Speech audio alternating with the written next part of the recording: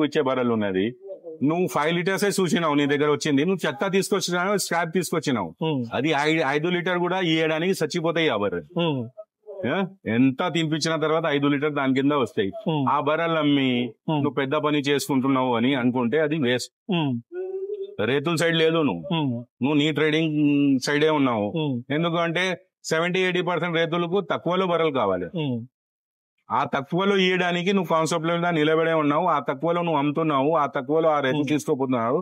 ఆ డబ్బులు అయితే ఆయన తీస్తలేదు, ఆయనకు లాభం అయితే లేదు. డైరీ ఫామ్ లో వాడు లాస్ లో వెళ్ళిపోతారు.